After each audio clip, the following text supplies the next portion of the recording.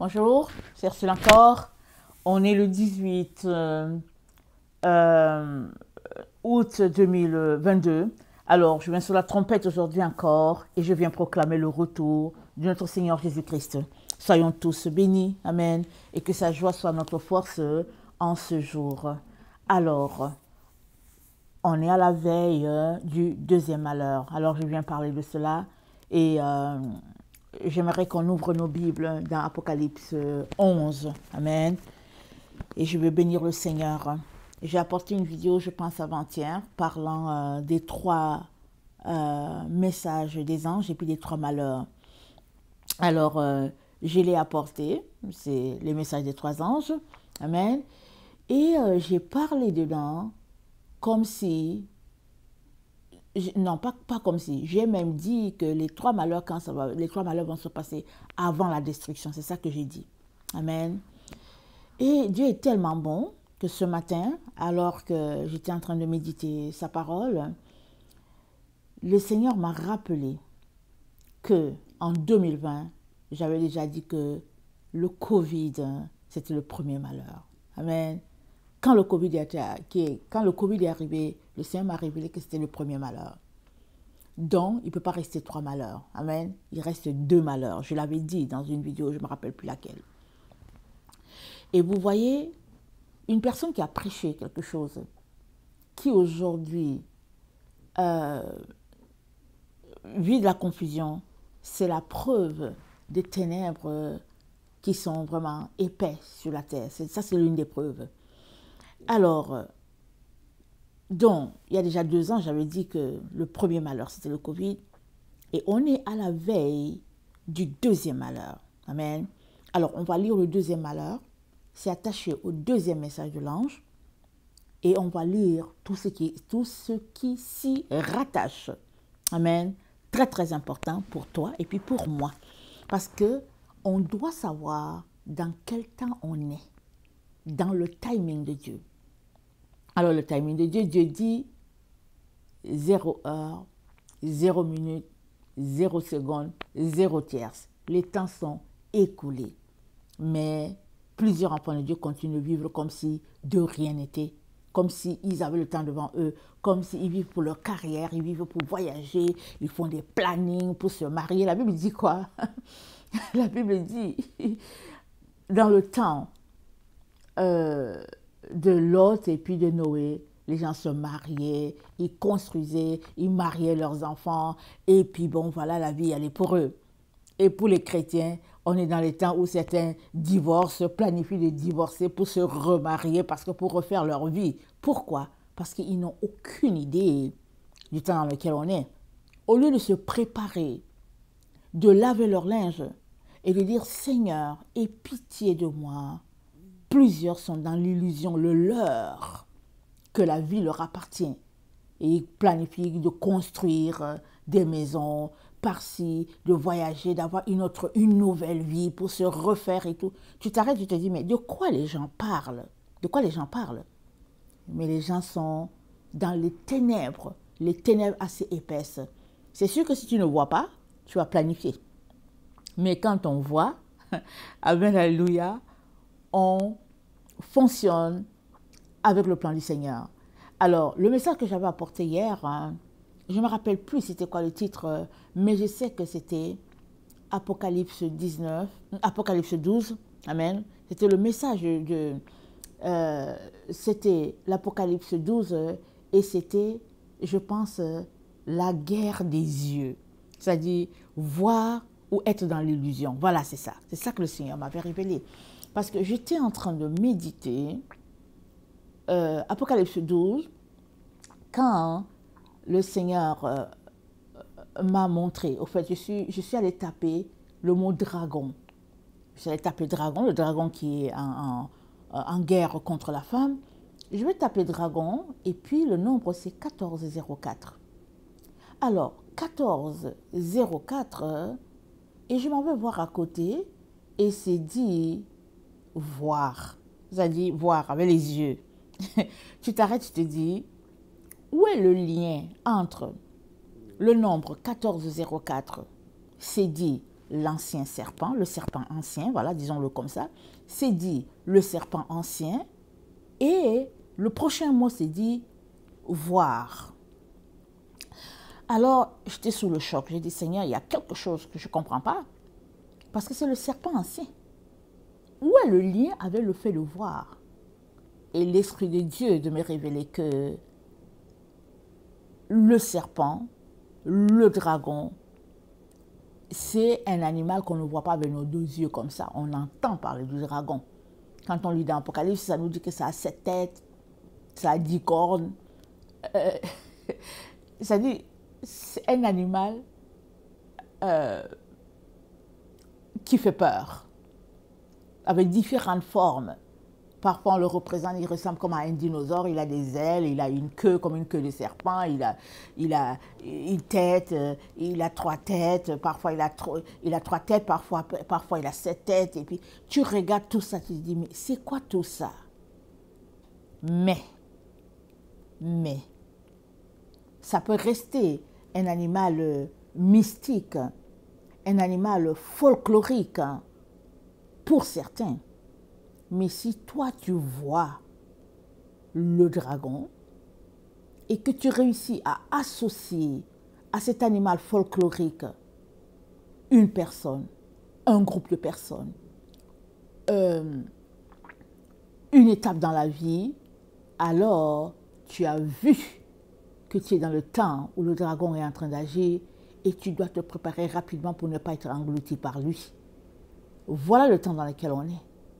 Voilà pourquoi c'est dit que le serpent ancien, qui est le dragon, qui est le nombre 1404, je t'encourage à aller regarder dans ta concordance biblique, tu tapes 1404 / concordance biblique, ok? Tu vas voir le mot voir.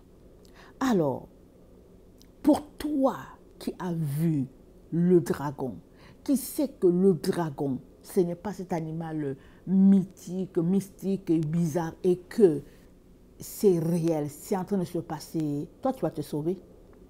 Et tu vas aider plusieurs à se sauver. Parce que tu vas leur dire, vous savez quoi, on est sur le point d'être englouti par la gueule du dragon. Parce que le dragon, quand il est décrit, tu regardes tout ça, tu te dis, ah mais c'est quoi? Non, un animal comme ça ne peut pas exister. Mais, si tu viens devant Dieu pour dire, Seigneur, ouvre mes yeux, tu vas peut-être voir que le dragon, tu vas voir que tu as mangé avec le dragon. Excusez-moi de rire. Tu vas peut-être voir que tu as mangé avec le dragon. Tu as parlé avec le dragon, sans t'en rendre compte. Pourquoi? Parce que il y a beaucoup de mystères dans ce monde où nous nous trouvons. La vie en soi est un mystère. Ceux qui décodent le mystère réussissent à s'en sortir.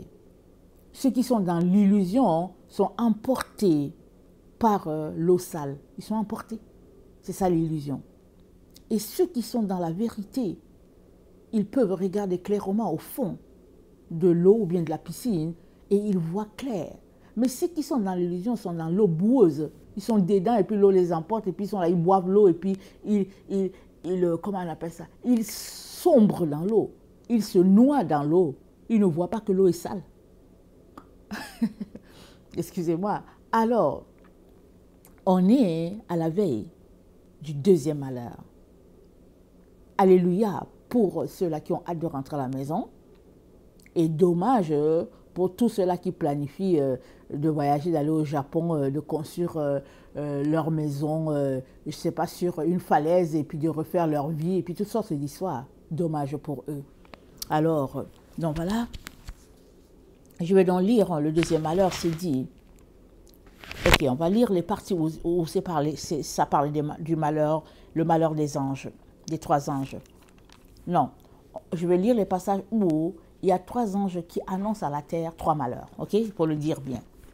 Alors, Apocalypse 8, le verset 13 dit, « Je regardais et j'entendis un aigle qui volait au milieu du ciel, disant d'une voix forte, « Malheur, malheur, et malheur aux habitants de la terre, à cause des autres sons de la trompette des 3 anges qui vont sonner. » Amen. Alors, un des anges a sonné et comment on appelle ça, le premier malheur est arrivé. Je l'ai déjà dit, en 2020, j'ai dit, c'était le Covid. Je vous encourage à chercher dans les vidéos ici, désolé, je ne connais pas beaucoup la technologie, ce qui fait que mes choses ne sont pas tellement classifiées. Mais je sais que j'en ai parlé dans une ou deux vidéos. Dans le Covid, c'était le premier malheur. Il nous reste deux autres. Et là où nous sommes, le 18 août 2022, si on est le 18, peut-être qu'on est le 19, je ne sais même pas. Alors là où on est, disons, j'ai dit le 18 août 2022, on est à la veille du deuxième malheur. Ok? Alors, je lis Apocalypse 14, ça nous parle du deuxième malheur. Apocalypse 14, le verset 8. Ça nous dit ceci. Ça dit, et un second ange suivit en disant, elle est tombée, Babylone la grande, qui a abreuvé toutes les nations du vin de la fureur de son impudicité. Donc, à la chute de Babylone, c'est le deuxième malheur. On va lire l'endroit pour que je puisse confirmer, pour qu'on confirme, ok? Alors, Apocalypse 11 nous dit, on va lire Apocalypse 11 et on va voir comment le deuxième malheur va arriver, ok? Alors, Apocalypse 11 nous parle du message des deux témoins. Beaucoup de gens les attendent. Donc voilà, ils attendent de les voir. Alors, je vais commencer au verset 6. Ça dit, ils ont le pouvoir de fermer le ciel afin qu'il ne tombe point de pluie pendant les jours de leur prophétie. Et ils ont le pouvoir de changer les eaux en sang et de frapper la terre de toute espèce de plaie chaque fois qu'ils le voudront. Quand ils auront achevé leur témoignage, la bête qui monte de l'abîme leur fera la guerre, les vaincra et les tuera. Et leurs cadavres seront sur la place de la grande ville qui est appelée dans un sens spirituel Sodome, et Égypte, la même où leur Seigneur a été crucifié. Des hommes d'entre les peuples, les tribus, les langues et les nations verront leurs cadavres pendant 3 jours et demi, et ils ne permettront pas que leurs cadavres soient mis dans un sépulcre. Et à cause d'eux, les habitants de la terre se réjouiront. Ils seront dans l'allégresse et ils s'enverront des présents les uns les autres parce que ces deux prophètes ont tourmenté les habitants de la terre. Après les 3 jours et demi, un esprit le venant de Dieu entra en eux. Ils se tinrent sur leurs pieds et une grande crainte s'empara de ceux qui les voyaient. Et ils entendirent du ciel une voix qui leur disait « Montez ici ». Et ils montèrent au ciel dans la nuée et leurs ennemis les virent. À cette heure-là, il y eut un grand tremblement de terre, et la 10e partie de la ville tomba. 7000 hommes furent tués dans ce tremblement. 7000 hommes furent tués dans ce tremblement de terre, et les autres furent effrayés et donnèrent gloire au Dieu du ciel. Le second malheur est passé. Voici le troisième malheur vient bientôt. Le second malheur est passé. Donc le second malheur arrive après la mort des deux témoins et après leur réveil et après le tremblement de terre qui suit. Donc tout ça, on va en parler. Les vidéos qui suivent là, je vous encourage de les lire, de les écouter, ok? Mais là où on sait que le deuxième malheur arrive après la mort et la résurrection des deux témoins de la fin. Et aussi, on sait qu'on est à la veille du deuxième malheur. Maintenant, tu peux dire, mais on n'a pas encore vu les deux témoins de la fin. Voilà là où se situent beaucoup de personnes. Beaucoup de personnes sont assises sur leur laurier. Ils sont dans l'illusion la plus totale. C'est-à-dire, tu dis, Seigneur, mais comment peut-on être aussi dans les ténèbres et assis et dans l'ignorance la plus totale? Comment est-ce possible dans ta maison? Mais c'est possible, pourquoi? Parce que tant et aussi longtemps que tu ne sors pas ton pied des ténèbres dans lesquelles tu es là, d'autres ténèbres vont s'ajouter d'autres ténèbres vont s'ajouter sur ceux dans quoi tu es et ils vont t'engloutir. Et de ténèbres en ténèbres, tu ne verras point le jour. Tu ne verras pas la lumière. Tu seras juste là en train de dire que oui, on attend les deux témoins de la fin.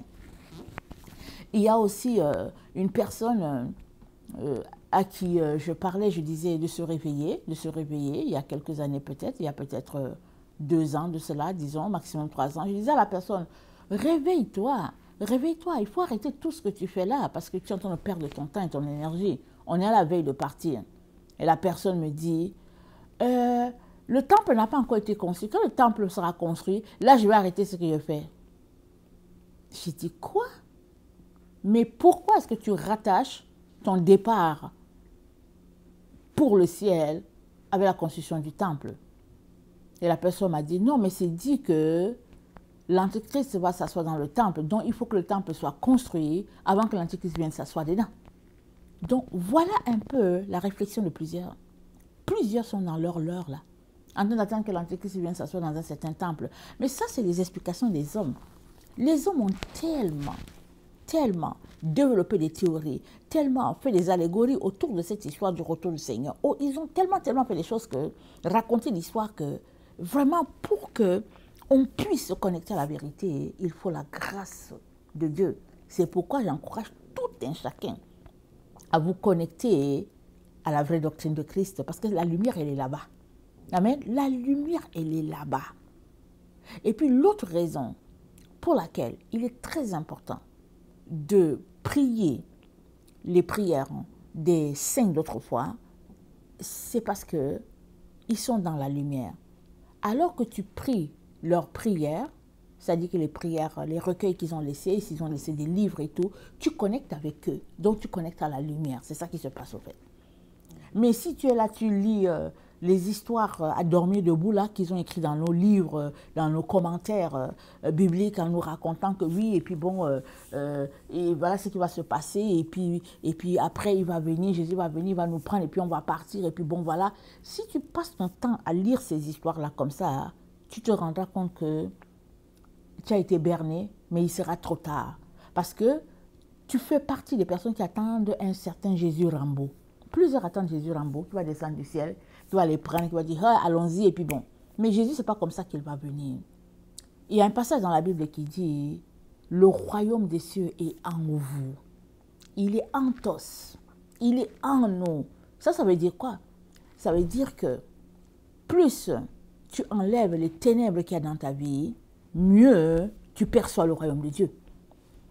Ça veut dire que en toi se trouve le jardin d'Éden. En toi se trouve la lumière. Mais cette lumière, elle est brouillée par tout ce qui est ténèbres, par tout ce qui est saleté. Alors, plus tu ôtes les ténèbres, mieux tu vois l'éclat du jour. Quand bien même le soleil est terne, quand bien même c'est un gris notoire, toi tu vois le soleil. Mais si tu cherches le royaume de Dieu à l'extérieur de toi, alors tu ne verras pas ce qui se passe. Mais si tu fais à chaque jour, à chaque instant, une rétrospective sur ta propre vie, pour voir quelles sont les ténèbres qu'il y a en toi, alors tu ôteras ces ténèbres et tu pourras voir comme Jésus veut que tu vois. Voilà pourquoi il est très important que tu saches avec qui tu es connecté. Si tu es connecté avec un menteur, ta vie, la vie de la personne, elle est une barrière sur ton chemin contre la lumière. Alors, imagine que tu sois connecté avec 10 menteurs. Ok? Imaginons que tu es connecté avec 10 menteurs, 10 plaisantins de la vie qui te font croire qu'ils ont la vérité alors qu'ils ne l'ont pas. Alors, mets leur vie l'un après l'autre. Alors, imagine la distance qui te sépare de Jésus-Christ alors que tu as aligné la vie de ces 10 personnes-là. Imagine que l'un a 60 ans, l'autre a 40, l'autre a 30. Chacun vient te raconter ses histoires farfelues. Alors imagine, mets-les ensemble. Excuse-moi de rire. Et si en plus de cela, sur cette liste de personnes, tu as Monsieur Musk, je ne sais pas c'est quoi son nom, celui qui est en train de planifier d'aller dans l'espace avec les gens. Imagine que tu le suis aussi et que tu es connecté à lui sur ces réseaux sociaux-là. Alors imagine la distance des ténèbres que que tu as entre Jésus-Christ et toi. Voilà pourquoi Jésus-Christ dit, heureux celui qui ne marche pas, ou bien comment il dit? Il dit, heureux celui qui ne s'arrête pas, celui qui ne marche pas, qui ne s'arrête pas et qui ne s'assoit pas. Voilà, le psaume 1. Heureux celui qui ne marche pas avec les menteurs, qui ne s'arrête pas sur leur chemin et qui ne s'assoit pas avec eux. Parce que ton chemin, il sera grandissant. Ta lumière, elle sera grandissante comme le soleil quand il va dans son éclat jusqu'au midi. Mais sur ton chemin, si sur ton chemin, tu es juste associé avec des ennemis de Dieu, des menteurs, des gens, c'est-à-dire que des gens qui, au lieu de faire, au lieu de connecter à Dieu, au lieu d'être dans l'intimité avec Dieu, ils sont dans l'intimité avec toutes sortes d'histoires. Tu es tout simplement en train de prolonger tes ténèbres. Alors, il est très important que tu fasses le ménage. Très, très important. Alors, on est à la veille du deuxième malheur. Mais, si tu passes ton temps à attendre que le temple soit construit, si tu passes ton temps à attendre que tu veux voir les deux témoins, si tu passes ton temps à ajouter sur ta liste, tu seras tout simplement bouche bée, les yeux écarquillés le jour que les enfants de lumière entreront à la maison. Parce que le combat, il est intense, il est en train de se passer. Là où je te parle, le combat se passe. Et c'est le combat de quoi? C'est le combat de ceux qui voient. Excusez-moi de rire. C'est le combat de ceux qui voient et de ceux qui ne voient pas. C'est ça. C'est ça que c'est la vidéo d'hier. La vidéo d'hier, c'était Apocalypse 12. Bien voir et être dans l'illusion. Le dragon 1404, et c'est dit, ils définissent le dragon. Tu vas chercher la définition du dragon, ils te disent le serpent ancien et ils te disent voir. Donc, si toi là tu m'écoutes là, toi qui m'écoutes, si tu ne vois pas ce que Jésus-Christ voit, si tu ne vois pas ce que Jésus-Christ dit, et que par la foi tu ne le saisis pas pleinement à 100%, et que tu veux d'abord savoir si ce que Jésus-Christ dit c'est la vérité, mais toi je ne sais pas comment tu vas faire pour t'en sortir. Parce que c'est une chose de ne pas voir, et c'est aussi une autre de dire Jésus-Christ, tu sais quoi, je ne vois pas mais je te fais confiance, je m'accroche à toi, viens à mon secours. Une telle personne, c'est une personne sage. Parce qu'elle place Jésus-Christ en avant d'elle, et puis elle laisse Jésus-Christ déblayer le chemin pour elle. Amen. Mais si tu ne vois pas, et puis tu ne veux pas aussi appeler Jésus-Christ au secours, alors te voilà dans le monde de l'illusion. Parce que la personne qui voit, c'est parce qu'au fait, elle a appelé Jésus-Christ au secours. Elle a fait des pas pour pouvoir voir. Parce que là où nous sommes, dans le monde dans lequel nous sommes, seuls ceux qui marchent avec Jésus-Christ dans la vérité voient. Mais ceux qui marchent avec Jésus-Christ dans le faux, ils ne voient pas. Plusieurs disent être avec Jésus-Christ. Plusieurs ont une vie, disons, sanctifiée, si on peut le dire un peu entre guillemets. Plusieurs sont consacrés comme les saints folles. Comme elles sont consacrées comme les 10 vierges.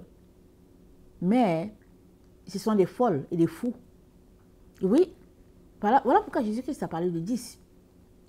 10, c'est le iode, c'est comment on appelle ça?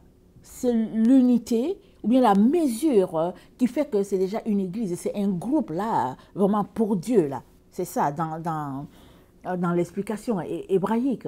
Donc 10, c'est le iode. C'est comme un petit ciel, voilà. 10, quand ils sont 10, la gloire de Dieu est là, la lumière de Dieu est là, la présence de Dieu est là. Et Jésus-Christ dit, parmi les 10, il y a 5 qui ont été appelés folles. Parce qu'ils marchent dans l'illusion. Ils n'ont pas rempli leur lampe, et puis ils sont là, ils sont dans les ténèbres. Et puis donc voilà. Mais si tu fais partie des personnes qui sont dans les ténèbres, là, où nous sommes à la veille du deuxième malheur, alors, moi, je ne sais pas quel conseil je peux te dire d'autre que de jeter de côté tout ce que tu fais et puis de t'enfermer dans ta petite cabane ou cabine pour dire Jésus-Christ, de pleurer à lui jusqu'à ce qu'il te réponde. Parce que je ne sais pas comment tu vas faire pour pouvoir appréhender sa venue. Parce que Jésus-Christ est à la porte. Si je peux le dire mieux, il est devant ta porte. Il est à ta véranda. Jésus-Christ est là. Il est là. Parce que ça peut se passer à n'importe quel moment. Mais toi, tu es loin de ce moment-là parce que tu attends peut-être la construction du temple. Tu attends peut-être que les deux témoins, tu puisses les voir marcher. Il y a plusieurs personnes qui attendent les deux témoins marcher à Jérusalem. Je ne sais pas pourquoi ça a été écrit comme ça. On dit que oui, leurs cadavres seront à la place de la grande ville qui est appelée dans un sens spirituel Sodome, Égypte, là même où leur Seigneur est tombé, a été crucifié. Ok? On peut s'arrêter là comme ça. Mais dans ce texte-là déjà, on voit déjà que ce ne sera pas Jérusalem. Parce que c'est dit, dans un sens spirituel, Sodome, Égypte. L'Égypte, c'est quoi? L'Égypte, c'était l'ennemi d'Israël, parce qu'ils ont maltraité les Juifs. Et quand la Bible parle d'Égypte, ou bien quand les chrétiens parlent d'Égypte, ils parlent du monde. Donc l'Égypte ici, c'est Babylone, c'est le monde. Alors, le texte est en train de nous dire que leurs cadavres seront dans la grande ville, on ne sait pas laquelle, et que leurs cadavres seront là où leur Seigneur a été crucifié. Mais notre Seigneur a été crucifié où? Il a été crucifié sur la terre. Jésus-Christ est un citoyen du ciel, mais il a été crucifié sur la terre. Alors, les cadavres des deux témoins de la fin, ça peut être aux Philippines, qu'est-ce que tu en sais? Ça peut être dans un village, je ne sais pas, de l'Australie, qu'est-ce que tu en sais? Mais comment tu sauras? S'ils sont dans un lieu où il n'y a pas de télévision, ils n'ont même pas de cellulaire, comment tu vas savoir s'ils sont en train d'exercer leur ministère? Tu ne sais pas.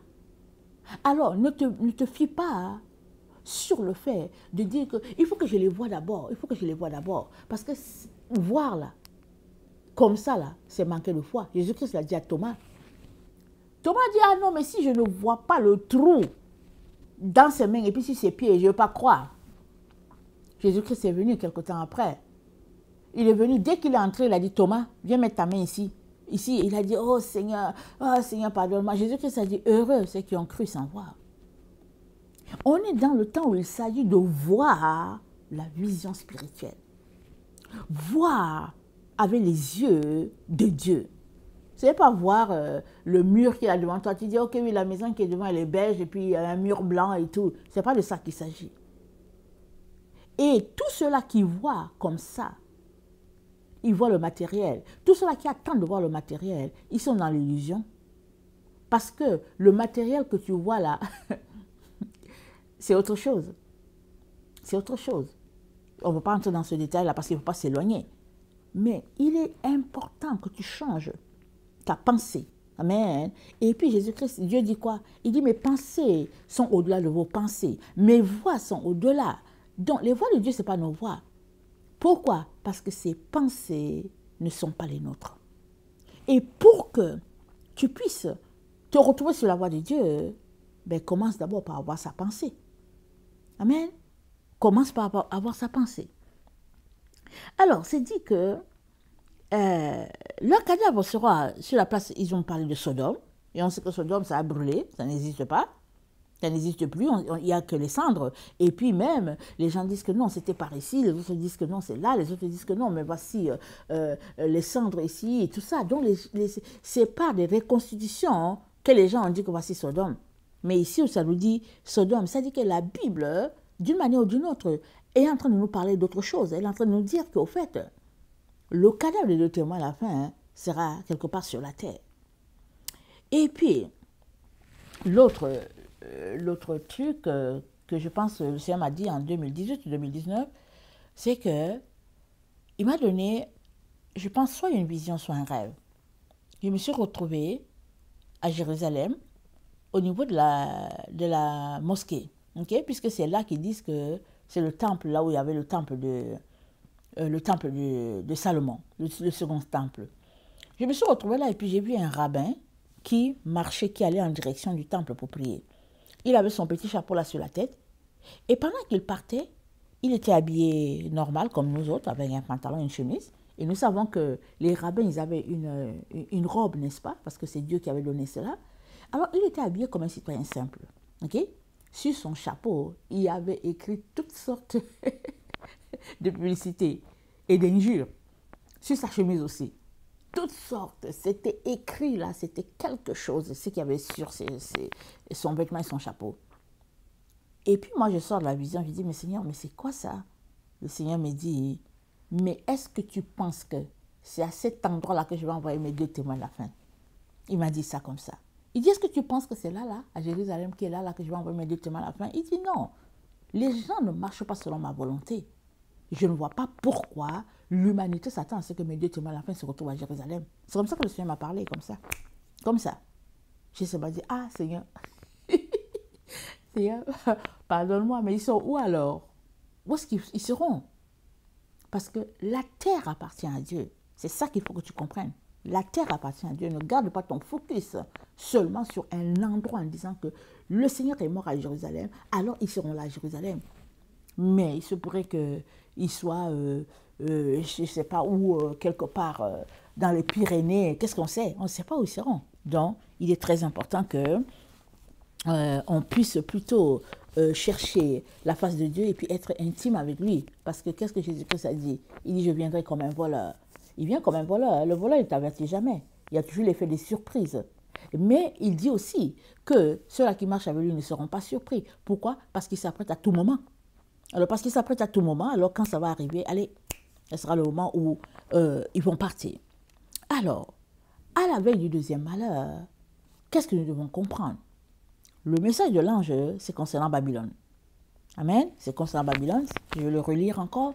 L'ange a dit, Apocalypse 14, le verset 8, il a dit,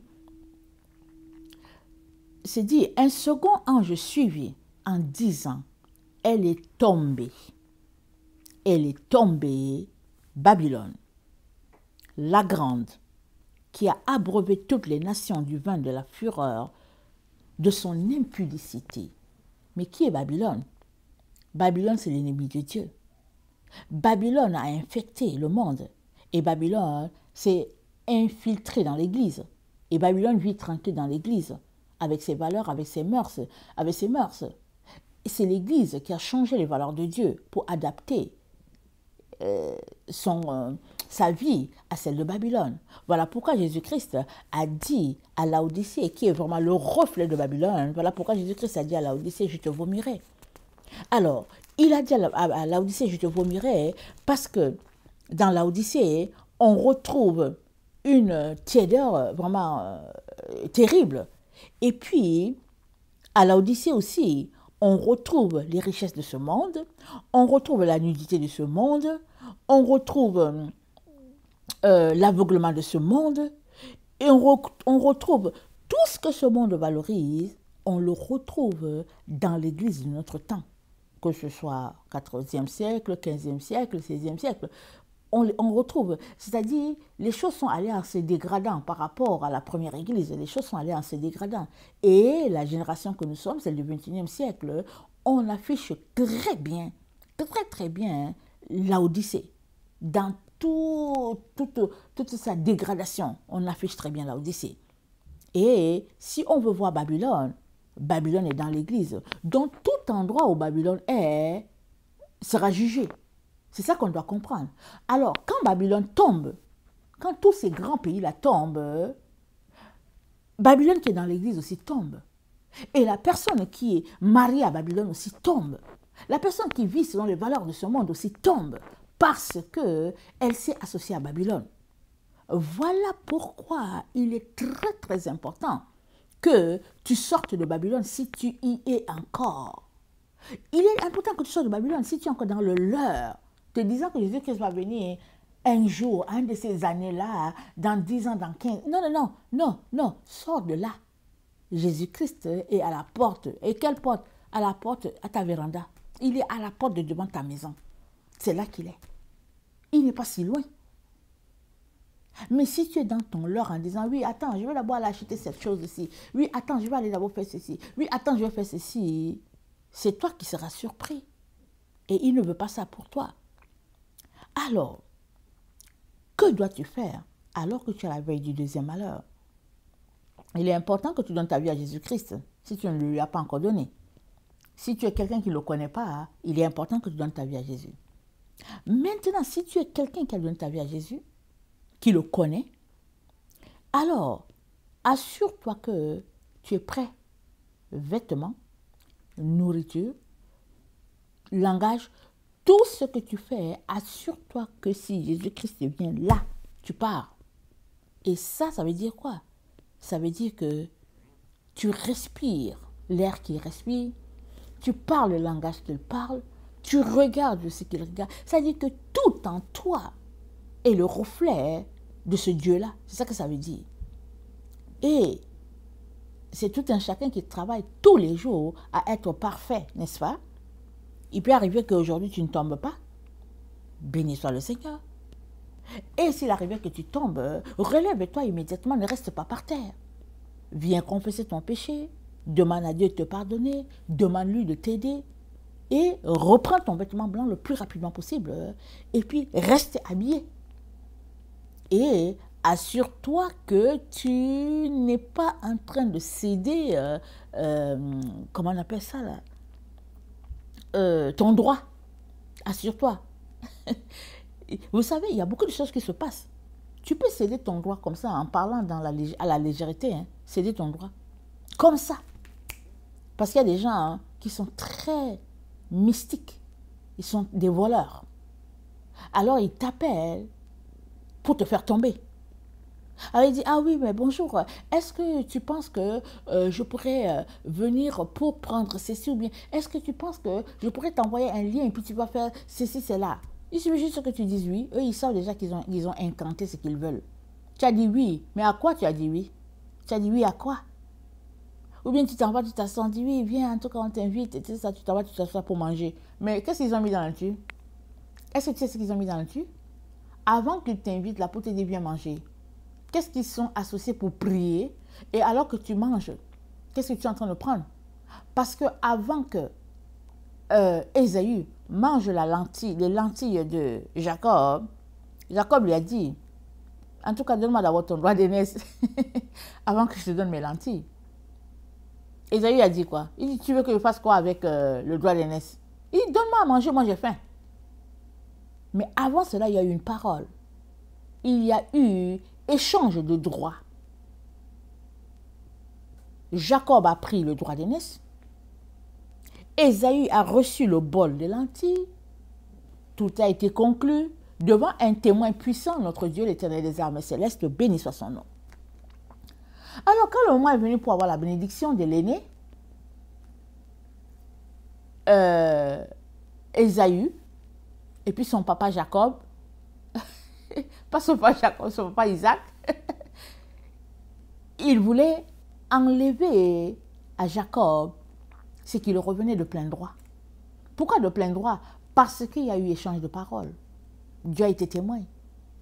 Alors Isaac lui a dit, ah mais tu sais, je sens venir ma faim, et puis bon, ses yeux, il ne voyait presque plus. Oui, alors, va me tuer un gibier, je vais te bénir. Ça se voit que Isaac, il aimait manger les bonnes choses.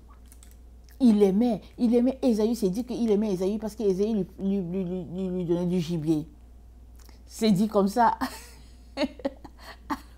Alors il s'est dit, avant que Rebecca et Jacob me fassent un coup, je vais bénir mon fils bien-aimé. C'est ça qu'il s'est dit.